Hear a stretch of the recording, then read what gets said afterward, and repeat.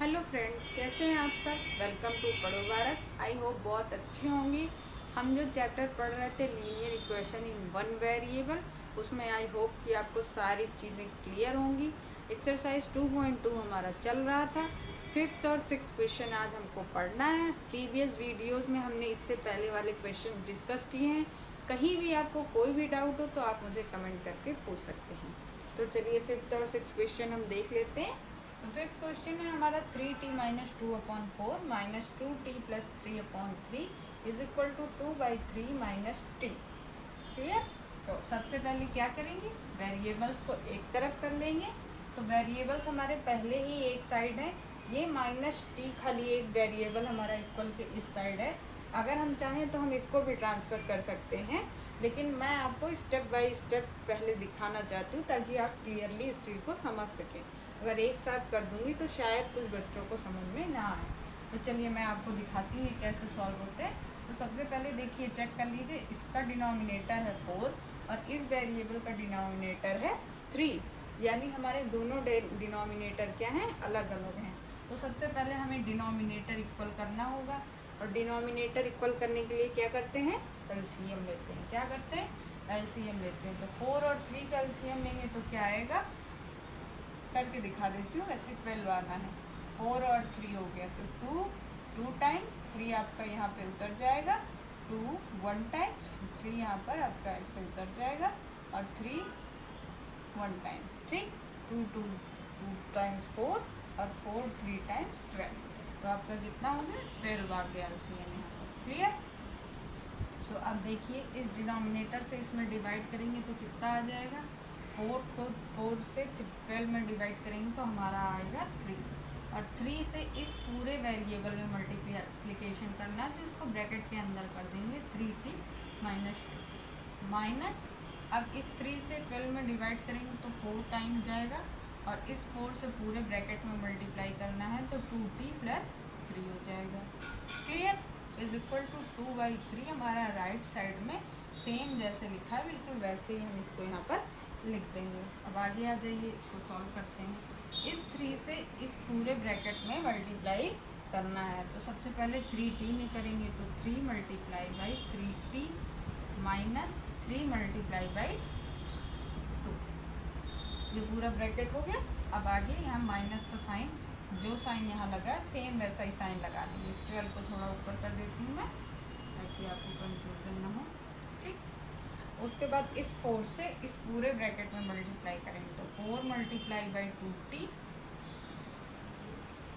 अब यहाँ पर साइन का ध्यान रखना है, क्योंकि ब्रैकेट के पहले यहाँ पर निगेटिव साइन लगा हुआ है, तो ब्रैकेट ओपन होगा तो जो भी साइन अंदर होगा वो चेंज हो जाएगा। तो ये पॉजिटिव साइन है तो किस में ट्रांसफ़र हो जाएगा, नेगेटिव में। तो 4 यहाँ पर नेगेटिव का साइन लग जाएगा, 4 मल्टीप्लाई 3 अपॉन आपका डिनोमिनेटर क्या है, 12। Clear. Clear. Is equal to 2/3 minus T, same as. ठीक। अब यहाँ पे सॉल्व कर लीजिए। 3 मल्टीप्लाई करेंगे 3 से तो हो जाएगा 9t, माइनस 3 मल्टीप्लाई करेंगे 2 से तो हो जाएगा 6, माइनस 4 इंटू 2 8t, और minus 4 into 3 12 upon 12 is equal to 2/3 minus T.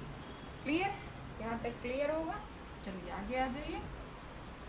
अब यहाँ पर 9t है और 8t है, इसको सॉल्व करेंगे तो 9 में से 8 माइनस करेंगे तो हो जाएगा 1t, और माइनस 6 है और माइनस 12 है, तो दोनों को ऐड कर देंगे तो कितना हो जाएगा, 12 और 6 माइनस 18। कितना हो जाएगा, माइनस 18। ध्यान रखिएगा, निगेटिव निगेटिव क्या होता है, ऐड होता है। ठीक। Upon 12 is equal to 2/3 minus T. Clear. अब आगे इधर लिख देती हूँ, यहाँ पर 1t minus 18 upon 12 is equal to 2/3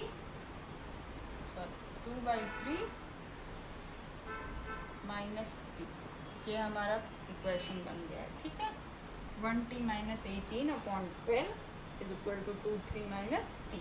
अब ये वेरिएबल हम इक्वल के लेफ्ट साइड में ट्रांसफ़र करेंगे, तो ये क्या हो जाएगा ट्रांसफ़र करने पर 1t माइनस 18/12। आप इसको तोड़ के भी लिख सकते हैं, क्योंकि अब डिनोमिनेटर 1t/12 और माइनस 18/12 एक साथ हो गया, ठीक है। ये t वेरिएबल इधर आएगा तो ये किस में हो जाएगा, पॉजिटिव में, और t अपॉन डिनोमिनेटर में, क्योंकि यहाँ पर कुछ नहीं है तो क्या लिख सकते हैं हम, 1 इज इक्वल टू 2/3। क्लियर। अब देखिए आगे, इस माइनस 18/12 को हम क्या कर सकते हैं, इस साइड ट्रांसफ़र कर सकते हैं, तो 1/t/12 plus t/1 is equal to 2/3 plus 18/12 हो जाएगा। क्लियर। अब आगे आ जाइए, यहाँ पे हम 12 कॉमन ले लेंगे, तो ये हो जाएगा 1t प्लस इस 1 से 12 में डिवाइड करेंगे तो 12t हो जाएगा, इज इक्वल टू 3 और 12 का एलसीएम लेंगे तो यहाँ पे भी 12 आ जाएगा, तो 3 से डिवाइड करेंगे तो 4 टाइम हो जाएगा, 4 × 2 प्लस 18। क्लियर। अब ये 1 + 12 + 1 13t upon 12 is equal to 4 to 8 plus 18/12। ये कितना हो जाएगा, 13t upon 12 is equal to 8 8 16 26/12। अब यहाँ इधर लिख देती हूँ, t इज इक्वल टू हो जाएगा 26/12।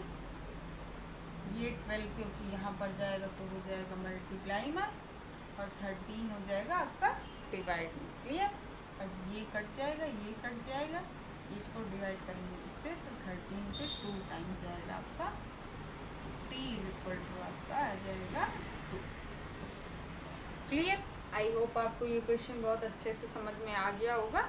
एक चीज़ इसमें मैं अभी भी मेंशन करना चाहती हूँ, अगर आप ये -t जो आपका वेरिएबल है चाहें तो यहाँ पर डायरेक्ट ट्रांसफ़र कर सकते हैं और सॉल्व कर सकते हैं। मैंने इतना लंबा प्रोसीजर इसलिए दिखाया आपको ताकि आप समझ सकें स्टेप बाय स्टेप कैसे ये ट्रांसफ़र हुआ है। नेक्स्ट क्वेश्चन में इसे मैं डायरेक्ट भी करके आपको समझा दूँगी, ठीक है। तो चलिए हम अपना नेक्स्ट क्वेश्चन सॉल्व करते हैं।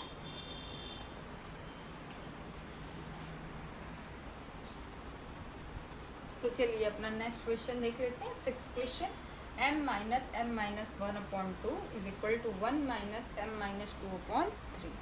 तो यहाँ पर हम सबसे पहले अपने वेरिएबल्स को एक साइड कर लेंगे। तो m-1/2 हमारा एक वेरिएबल पूरी तरीके से साइड में ही है। तो यहाँ पर नेक्स्ट क्वेश्चन में मैं मतलब आपको इस क्वेश्चन में दिखा देती हूँ कि कैसे सारे वेरिएबल्स को एक साइड ट्रांसफ़र करके एक बार में ही हम उसे सॉल्व कर सकते हैं। तो देखिए यहाँ पर हो गया m-1/2। अब ये वेरिएबल तो हमारे पहले से ही लेफ़्ट साइड में थे, जो राइट साइड में है m-2/3, इसको हम इस साइड ट्रांसफ़र करेंगे लेफ़्ट साइड में। तो सबसे पहले क्या होगा, इसका साइन चेंज हो जाएगा, ये हो जाएगा हमारा पॉजिटिव में, तो m-2/3 हो जाएगा, इज इक्वल टू क्या हो जाएगा 1।